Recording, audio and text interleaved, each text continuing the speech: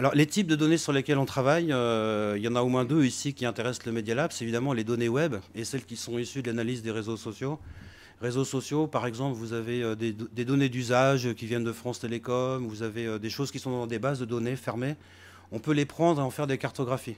Si vous voulez enrichir vos données d'observation, on peut aussi vous aider à aller chercher des données sur le web pour voir d'autres choses ou des choses différentes.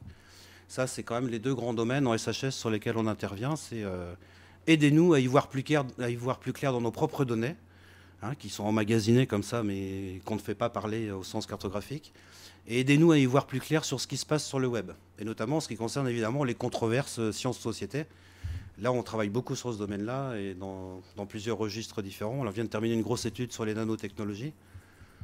Et bon, ça sera la surprise du mois de septembre. Autrement, on travaille aussi sur des données qui viennent des bases de données scientifiques. Et puis, c'est nouveau, les sciences du vivant.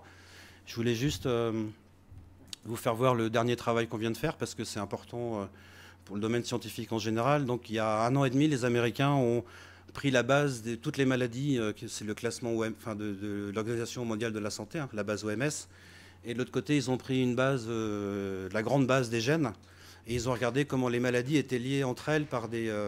Quand un gène est impliqué dans deux pathologies, et ça permet de lier les deux pathologies. Donc nous, on a rejoué, on a pris les données, on les a rejouées pour un livre là, qui va sortir, qui s'appelle La biologie et le numérique.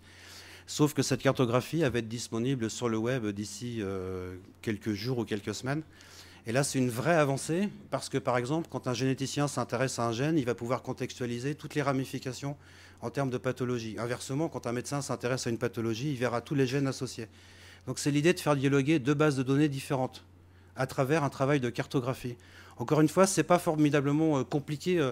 Évidemment, Bruno va me dire que ce n'est pas très lisible, etc. Mais là, il y a toutes les grandes pathologies, y compris les pathologies... pardon ? Oui, je sais, mais en ligne, ce sera dynamique et plus intéressant. Mais par exemple, il y a déjà quelqu'un en France, une directrice de recherche au CNRS, qui a trouvé un lien intéressant entre certaines maladies psychiatriques et des troubles aussi de la perception au niveau de l'oreille et des yeux. Et donc,